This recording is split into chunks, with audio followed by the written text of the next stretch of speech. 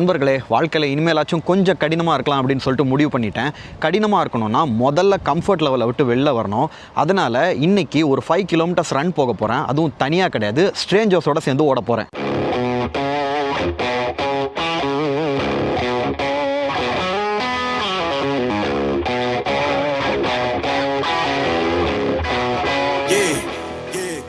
Comfort லெவலை விட்டு வெளியே வந்து புதுசாக ஏதாவது ஒரு விஷயம் பண்ணிடணும்னு யோசிச்சுட்டு இருந்த எனக்கு ஒரு பெரிய வாய்ப்பாக வந்தது தான் இந்த ரன் கிளப்பு.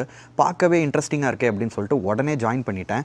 இருந்தாலுமே மனசுக்குள்ளே ஒரு சின்ன தயக்கம் இருந்தது. புது இடம், புது குரூப்பு, புது ஆட்கள், தெரியாத மனிதர்கள், இவங்க ப்ரொஃபஷனல் ரன்னர்ஸ் வேறு, இவங்களோட நம்ம எப்படி ஓட போகிறோம், இவங்களோட வேகத்துக்கெல்லாம் ஈடு கொடுப்போமா, இவங்க நம்மளை அக்செப்ட் பண்ணிப்பாங்களான்னு சொல்லிட்டு மனசுக்குள்ளே ஏகப்பட்ட கேள்விகள் இருந்தது. ஆனால் இங்கே வந்து பார்த்ததுக்கப்புறம் தான் தெரியுது, இதை ஒரு ரன் கிளப் அப்படின்னு சொல்கிறத விட ஒரு பியர் சப்போர்ட் குரூப்னே சொல்லலாம். ஃபிட்னஸ் அண்ட் ரன்னிங்கில் ரொம்பவே இன்ட்ரெஸ்டடாக இருந்த ஒரு 2-3 பேர் சேர்ந்து ஒரு குரூப் ஆரம்பித்து இப்போ இங்கே லோக்கல் ஏரியாவில் ஒரு 5 கிலோமீட்டரையும் ஓடி முடிச்சாச்சு.